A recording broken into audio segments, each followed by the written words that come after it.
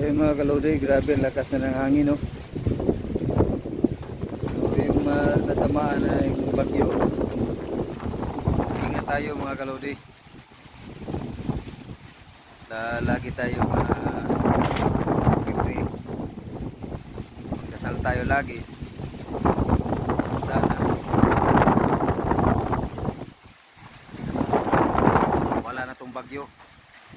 Hasol to mga kalodi, hasol.